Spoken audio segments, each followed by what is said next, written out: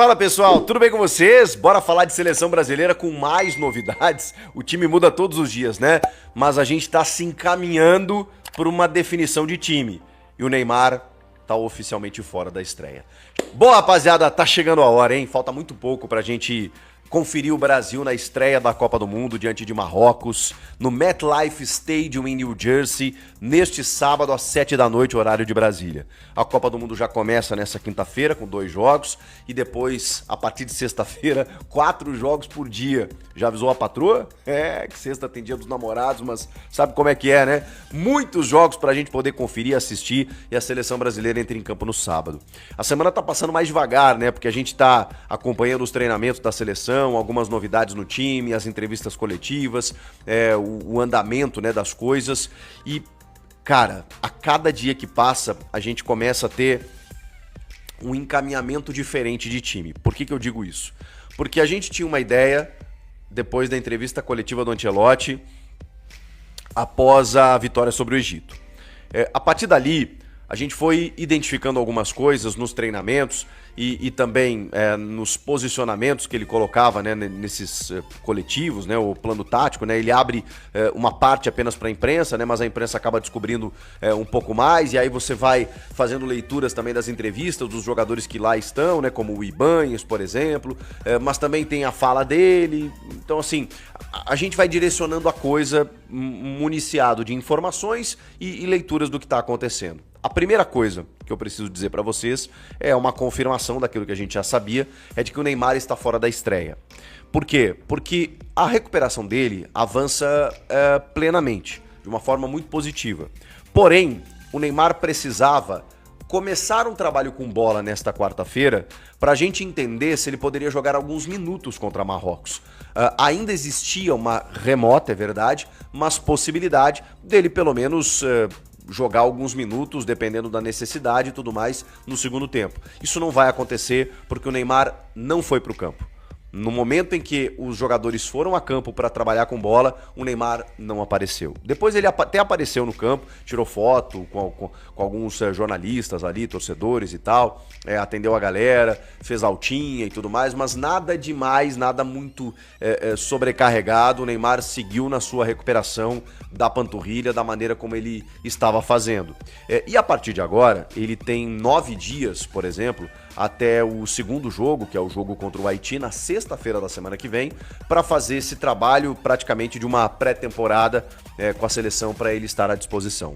O fato é, ele não vai para o jogo contra o Marrocos e vamos ver se ele começa a trabalhar com bola nesta quinta, na sexta ou só na semana que vem. O ideal é que seja o quanto antes, mas se ele não fosse a campo nessa quarta-feira, dificilmente ele estaria em campo diante do Marrocos, então a gente já pode confirmar essa ausência do Neymar para essa partida, que vai ser oficializada apenas na sexta-feira, na véspera, né, provavelmente, pela CBF. O Neymar está dentro do cronograma, existe uma preocupação com uma recidiva, como eles chamam, né, que a panturrilha é um músculo muito sensível, muito delicado, é o nosso segundo coração, bombeia né, sangue pro corpo inteiro lá de baixo, né, o que nos dá sustentação. Então qualquer problema que você tem ali afeta muitas vezes até outros músculos, então a panturrilha demanda um cuidado maior. E o Neymar fez um tratamento, cara, muito caro, inclusive, de alta performance, do mais alto nível, para que ele estivesse, pelo menos, em condições de um segundo jogo. Mas é claro que dia após dia a gente vai atualizando essa situação, né, com tudo que a CBF vai acompanhando no dia a dia do Neymar, beleza? Diante disso, a gente já trabalhava essa estreia sem o Neymar, né? Pois bem, esse time foi se modificando. Eu tinha uma ideia de uma defesa com o Danilo na lateral e o Douglas Santos na esquerda. Depois eu mudei porque o Ibanez foi construindo essa vaga pela entrevista muito interessante que ele deu, dando alguns deslizes, inclusive, dando brecha, né, de que poderia ser utilizado, e até pelas atuações que ele teve. E o Douglas Santos na esquerda, porque imaginei, né, que você segurando, né, o lateral direito, né, já que o Wesley foi cortado, você liberando o Douglas Santos, você não teria uma defesa tão defensiva, né, com perdão da redundância. Mas aí os dias foram correndo e aí eu me dei conta de algo que eu, pelo menos, me esqueci, que é o fato de que o lado direito de Marrocos é muito forte. Gente, os caras têm simplesmente o melhor lateral direito do mundo, que é o senhor Hakimi, que joga atualmente no PSG. É o lateral direito de Marrocos. E o Brahim Dias, jogador do Real Madrid, cai por aquele lado também. Então, não tem como ele escalar o Douglas Santos, por melhor que ele tenha sido, pela escalação dele diante da França, vai ser o Alexandre. Então, a gente caminha para uma linha defensiva muito grande, até para ele poder explorar mais o ataque. Ele vai se defender lá atrás contra a seleção mais difícil, mais forte dessa fase de grupos. A partir daí, a gente tem os dois volantes, né, o Casemiro e o Bruno Guimarães, e Lucas Paquetá. É dessa maneira como ele vem treinando, é esse indicativo que ele vem trazendo nos últimos dias.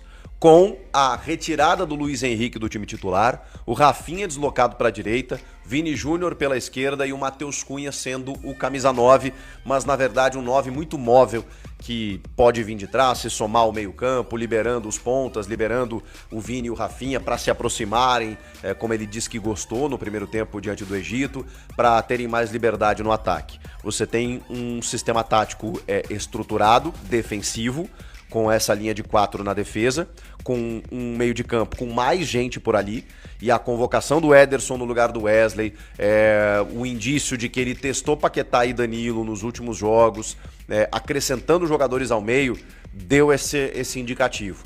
As falas dele a respeito de Matheus Cunha também nos dão esse indicativo de que ele considera Matheus um jogador colaborativo, um jogador mais tático, um jogador mais coletivo, e por isso ele pode ajudar tanto na construção quanto finalização, e ainda mais podendo dar mobilidade para esses dois jogadores que são estrelas nos seus clubes, dos maiores clubes do mundo.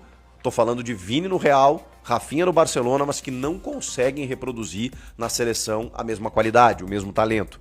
Então é uma expectativa. E para que no segundo tempo, aí sim, Ancelotti possa usar de todas as suas armas do seu banco de reservas. E aí a gente teria, dentro desse cenário, né, com Alisson, Danilo, Marquinhos, Gabriel, Alexandro, Casemiro, Bruno, Paquetá, Vini, Rafinha e Matheus Cunha, dentro desse cenário teríamos para segundo tempo Danilo Santos, Luiz Henrique, Endrick, Ryan e Martinelli. Eu citei 5, inclusive. Ele não necessariamente fará 5 trocas com 5 atacantes, né? Na verdade o Danilo até meio campista, mas um jogador bem ofensivo, que faz gols inclusive, mas ele pode ter que fazer alguma troca por cansaço, seja nas laterais, no próprio meio campo ali ele pode ter que botar o Fabinho no lugar do Casemiro, enfim, mas ele tem todas essas possibilidades de botar fogo no jogo com jogadores desse nível. Cara, só esses 3, Luiz Henrique entrando no segundo tempo, onde ele é muito bom, Ryan e Endrick, e o Danilo ainda, esses 4, cara, você muda completamente um jogo. Você muda completamente o jogo, porque aí a gente tá falando desses caras entrando, primeiro, com fome, querendo resolver.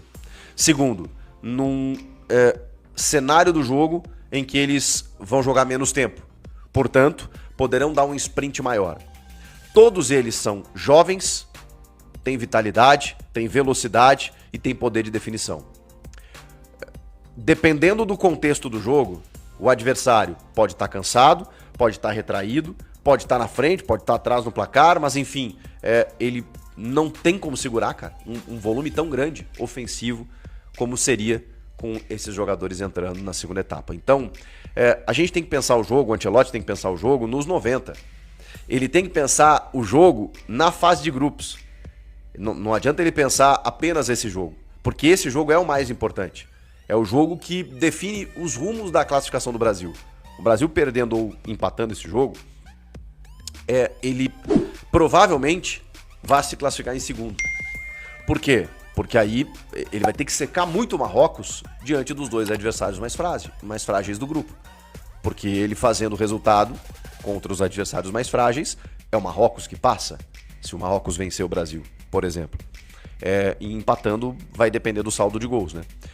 Agora, o Brasil vencendo, o Brasil tem uma boa chance, ainda não está garantido, mas tem uma boa chance de se classificar em primeiro, porque aí vai pegar outros dois adversários mais fracos e com essa possibilidade do Neymar voltar, dele daqui a pouco mesclar o time e poder fazer campanha né, depois de vencer esse jogo, porque esse é o principal adversário. Então, não é apenas não são apenas os 11 iniciais. Você tem que pensar nos 90 minutos. Não é apenas esse jogo, você tem que pensar nos 3 da primeira fase.